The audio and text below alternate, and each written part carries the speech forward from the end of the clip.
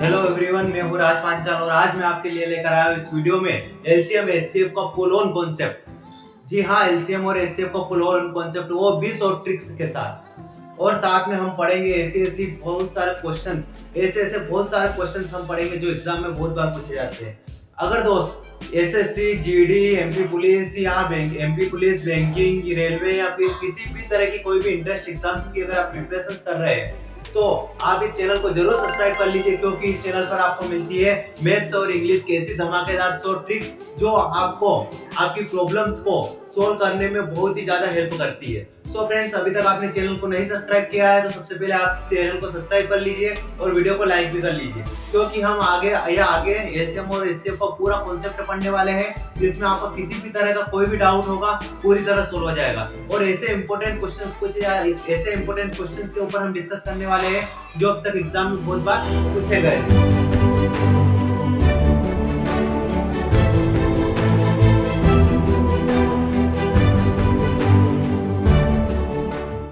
Imagine करिए आप एक एग्जाम हॉल में, जहां आपके सामने क्वेश्चंस पेपर आता है। क्वेश्चंस पेपर के अंदर अगर आपको एलसीएम और एचसीएफ के क्वेश्चंस मिलते हैं तो आप मुझे बताइए कि क्या वहां पे आपको एलसीएम और एचसीएफ की डेफिनेशन पूछते हैं?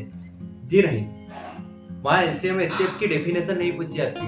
वहां डायरेक्टली एलसीएम एचसीएफ के आपके सामने क्वेश्चंस होंगे जिसको आपको सोल्व करना है और आपको आंसर देना है। अगर सिर्फ आपको सोल्व करके आंसर देना है और डेफिनेशन से कोई मतलब ही नहीं है तो फिर हम क्यों आम की गुठलियां गिने? डायरेक्टली हम आम खाने से काम रखें ना। तो इसीलिए हम कोई डेफिनेशन फालतू फंड की चीजों पे ध्यान नहीं देते हुए डायरेक्टली वही चीजें सोल्व करेंगे जो हमारे काम की होती है। हम सबसे पहले हम देखेंगे कि एलसीएम निकालते कैसे हैं, फिर हम देखेंगे एचसीएफ कैसे निकालते हैं, फिर उसके बेस पे जो क्वेश्चन है, जो सबसे ज्यादा इंपॉर्टेंट क्वेश्चन है, उसको हम सोल्व करेंगे। सबसे पहले हम फ्रेंड्स देख लेते हैं एलसीएम निकालते कैसे हैं। सबसे पहला हम जो टॉपिक लेके चल रहे हैं वो है एलसीएम निकालते हैं। अगर बाय चांस आपके सामने एक क्वेश्चन है कि 4, 8 और 20 कि 4, 8 और 20 का हमें एलसीएम निकालना है। आपके सामने क्वेश्चन दे रखा है कि 4, 8 और 20 का आप लघुत्तम समापवर्तक निकालिए। इसको हिंदी में हम लघुत्तम समापवर्तक बोलते हैं। तो फ्रेंड्स, अगर आपके सामने क्वेश्चन है कि 4, 8 और 20 का हमें एलसीएम निकालना है तो आपको कुछ नहीं करना है, रो कॉलम बनाना है इस तरीके से। ठीक है, आपको बोला है कि 4, 8 और 20 का आपको एलसीएम निकालना है, तो इस तरह से उसको लिख देना है।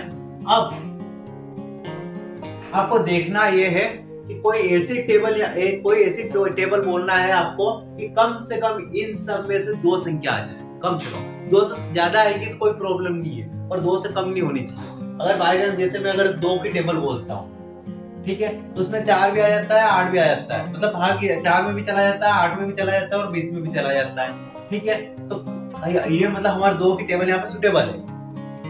हम 2 की टेबल बोलते हैं तो 4 कितनी बार में आता है कि 2 दूनी 4। ठीक है, 2 दूनी 4, 2 चौकी 8 और 2 धाम का 20, ये चली गई। ठीक है, अब फिर अपने को कोई ऐसी टेबल बोलना है कि इसमें से कोई 2 संख्या आ जाए, 2 से ज्यादा संख्या आ जाए, 2 से कम नहीं होनी चाहिए। जैसे फिर अगर मैं 2 की टेबल बोलूंगा तो 2 भी आ जाएगा, 4 भी आ जाएगा और 10 भी आ जाएगा।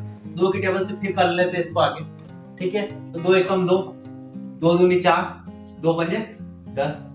ठीक है, अब डाउट ये यहाँ पे आके प्रॉब्लम ये हो गई अब हमारी कि कोई ऐसी टेबल है ही नहीं जिसके अंदर 2 भी आ जाए और 5 भी आ जाए। तो क्या करें? कुछ नहीं करना है, जो बचा है उसको पहले यहाँ लिख देना है। ठीक है, एक 2 बचा था हमने लिख दिया, फिर 5 बचा उसको लिख दिया, फिर जो हमारे साइड में आंसर आया है जिससे हमने भाग दिया था, जिस टेबल से हमने भाग दिया था, उनको भी यहाँ पे लिख देना है क्लोज। ठीक है, अब आपको क्या करना है कि इन सबको मल्टीप्लाई करके आपको लिख देना है। जैसे 5 दूनी 10, 10 दूनी 20 और 20 दूनी 40। ये 40 आपके आंसर आ गए। ये 40 क्या है? इसके एलसीएम। 40 आपके एलसीएम है। इसमें एक चीज आपको ध्यान रखना है, एलसीएम में एक चीज आपको खास करके ध्यान रखना है कि क्वेश्चंस में संख्या छोटी दे रखी होती है। अगर क्वेश्चंस में संख्या छोटी दे रखी है और एलसीएम निकालना है तो आंसर हमेशा बड़ा आएगा। इन सबसे आंसर बड़ा ही आएगा। ये देखिए, बड़ा वाला आंसर आ जाएगा यहाँ पे। अगर ये नहीं आया तो इससे बड़ा ही आंसर आएगा, इनसे छोटा आंसर कभी नहीं आएगा एलसीएम। ठीक है, तो ये कॉमन चीज है एलसीएम। एग्जाम्पल के साथ इसको हम आगे समझ लेते हैं। अगर बाय चांस जो संख्या अभी आपको 4, 8, 20 दे रखी हो, इसी तरह आपको इससे बड़ी संख्या 25, 50 और 75 का अगर आपको एलसीएम निकालने का बोल दे कि 25, 50 और 75 का लघुत्तम समापवर्तक आप ज्ञात कीजिए। अगर इस तरीके से आ जाए कि 25, 50 और 75 का आपको लघुत्तम समापवर्तक निकालना है, तो आपको पता वैसे जनरल चीज है कि इसमें 5 से चला जाएगा ये, ठीक है, 5 से तीनों संख्या में चला जाएगा। कैसे?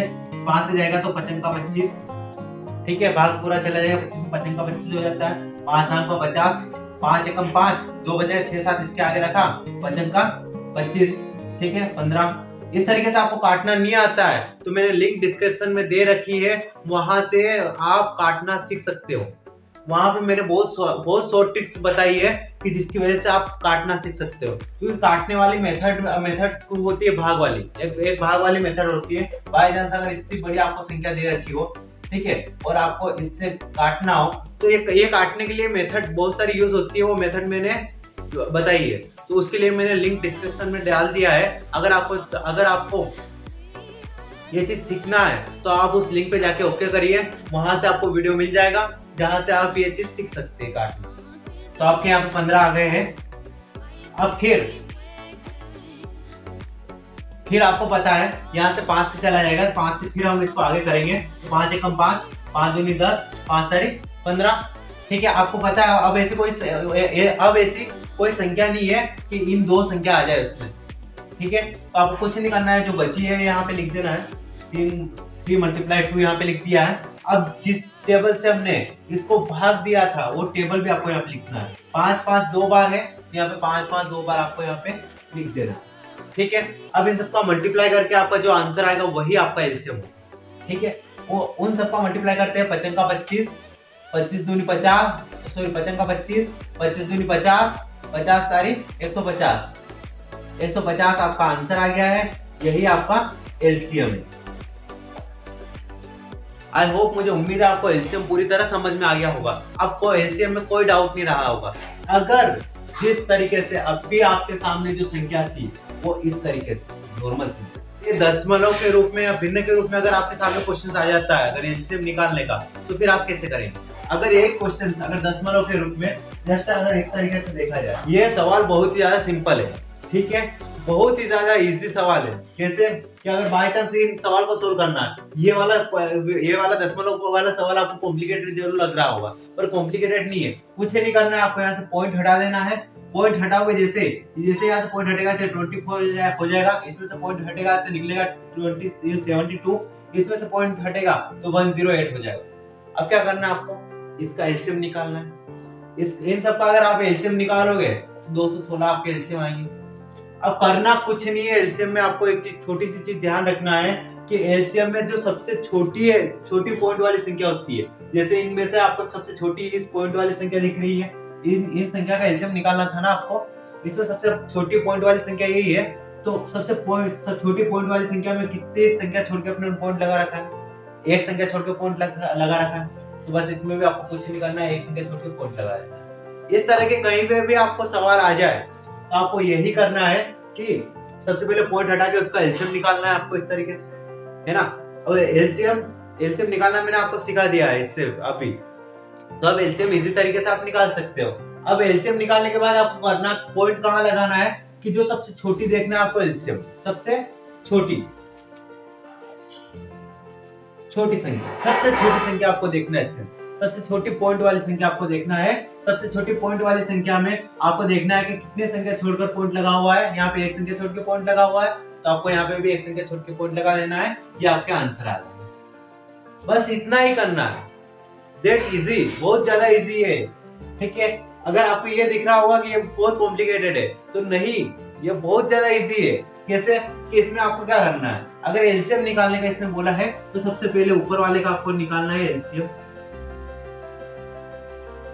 और नीचे वाला को आपको निकालना है एचसीएफ,